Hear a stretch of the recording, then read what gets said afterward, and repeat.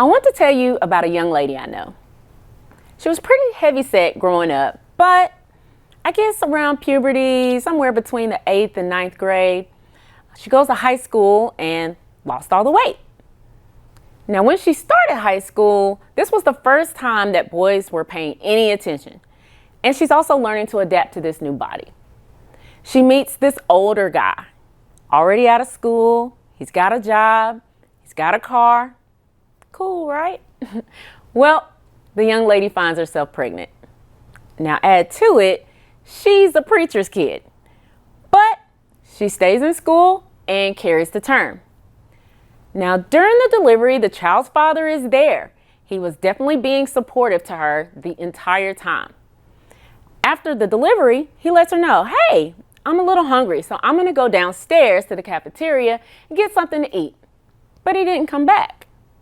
She didn't think anything of it. She calls him the next morning, and his father answers the phone. She asks to speak to him. And in somewhat of a surprised tone, the father says, he's not here. He left for the Marines. In that moment of abandonment, this 15-year-old girl lays in the hospital bed, devastated with her newborn baby. Well, that girl was me. Back then, I had no focus. I came and went as I wanted, hardly paid any attention in school, and my GPA was below a 2.0. I had a choice to make. I could cry about it, which I definitely did, or I can cry about it and move on. We all come to points in our life where we can make a decision to do better, to be better. The rest is history. I allowed that pain to rechannel my energy. I began to focus on school, graduated on time, went to college, and later got my master's degree. I like to say there is purpose in your pain. So let's talk about yours. I want you to close your eyes. And really, don't just act like it. I literally want you to close your eyes. Think back to some of your most challenging moments, your most devastating, sad, lonely, depressed times of your life, whatever they may be. It may be hard for some to think about those things, that journey. But go back to that place in your mind. How did you feel? Alone? Seemed like nothing was going right? No clue how you were going to get through it? Don't be afraid to feel that and relive that moment. We are pushing way past fear today. Embrace those feelings.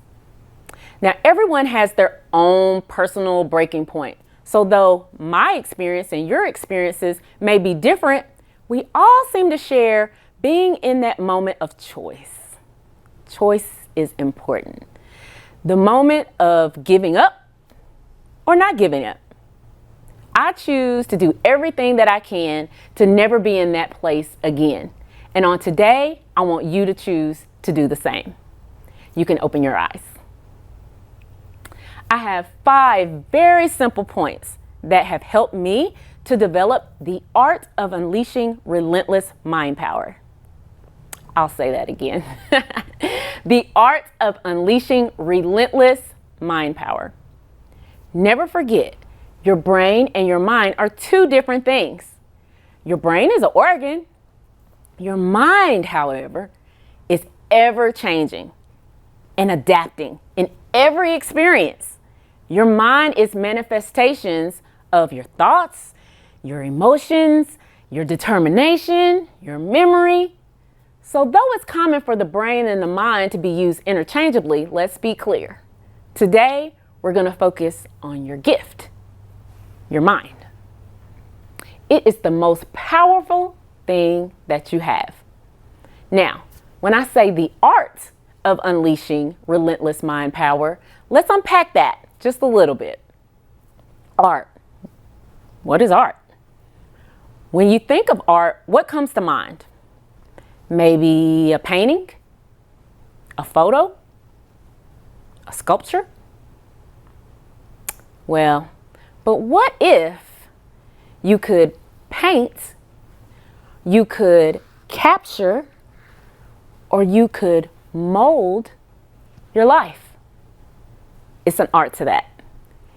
It's an art to taking what looks one way and allowing your internal energy, allowing the mind to change it into something else, something beautiful, something powerful, something greater.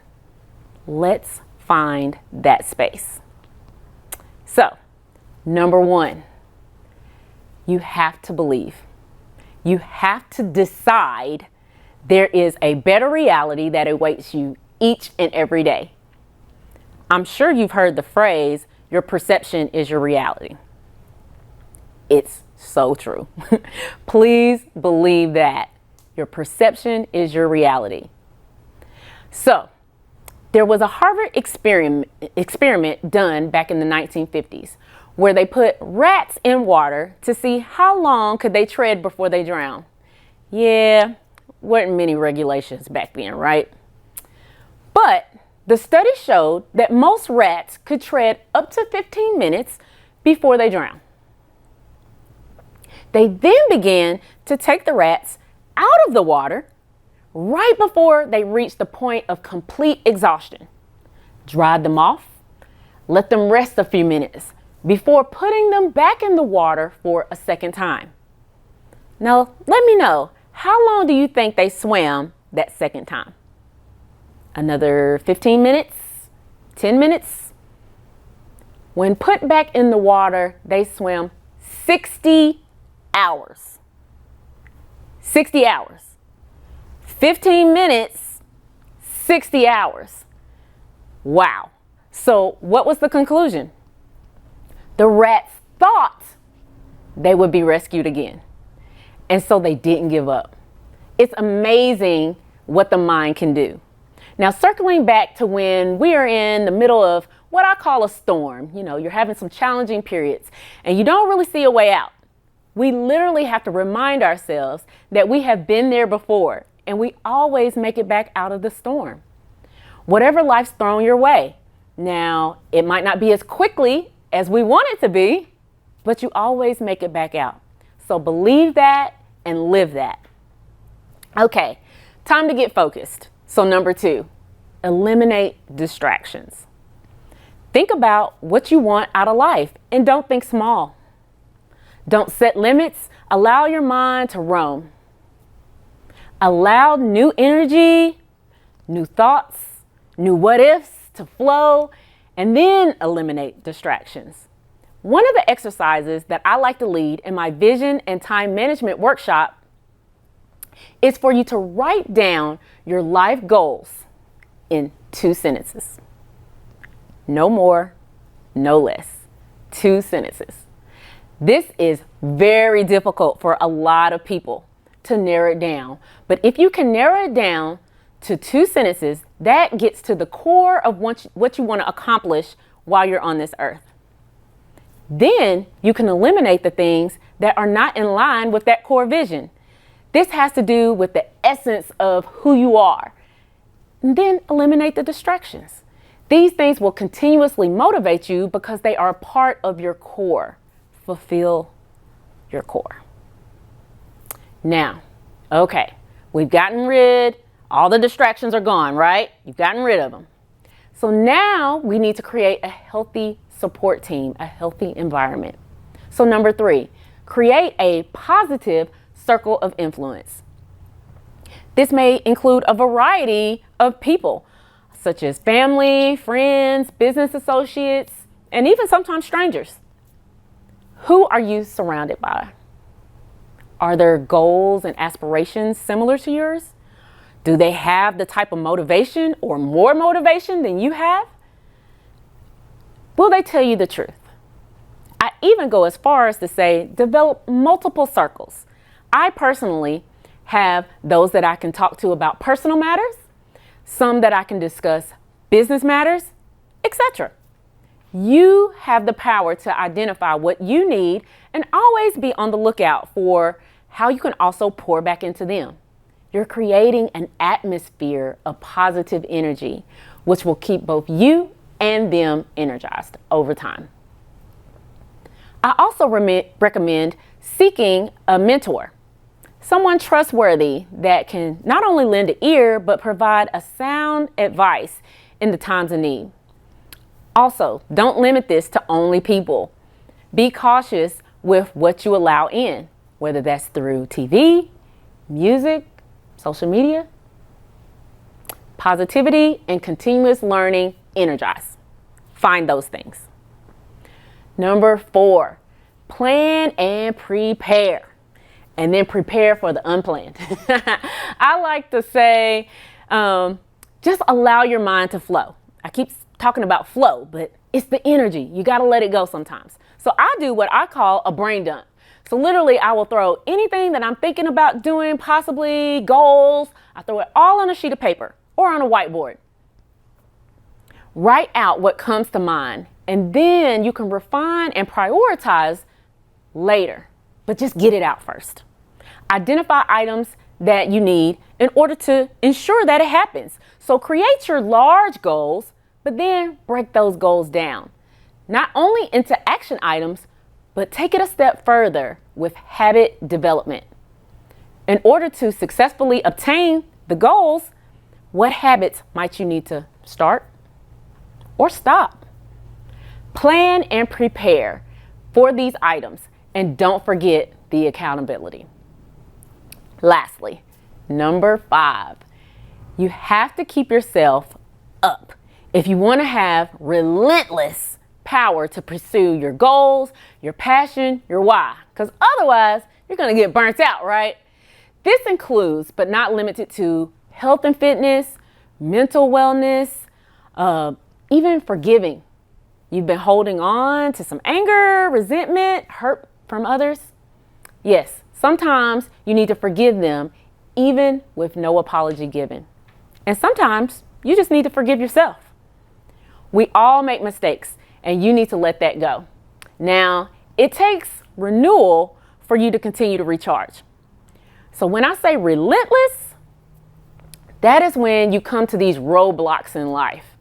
You're fatigued, you're tired of being the strong person. It's not happening when you thought it should happen, but you keep going. I like to use the hashtag quit quitting. Simple statement, but it exudes relentless mindset. I was once asked by someone just beginning their health and wellness journey, what would I tell myself back when I first started? My response, you are already stronger than you think you are. My father once told me a quote, and I loved it, and it has absolutely impacted my life. A boat is not concerned with the waters on the outside. It's more concerned with the waters from within. Make sure that you remember, renewal is important. So unleashing relentless mind power is your greatest gift. Use it. I am very purposeful in renewal. So I schedule my physical fitness. I plan time to spend with my girlfriends to unwind. I am intentional about relaxation days, spa days, vacations, and just plain old do nothing days. Just lay in the bed. That's okay. Yes, I plan that too. Everyone needs time to renew oneself and refocus. So, in closing, I want you to be as charged up as I am each and every day. I want you to remember there is an art to unleashing relentless mind power. You control it. Your energy is a thrust into the universe. You have purpose and use each and every day to show up and show out. Thank you.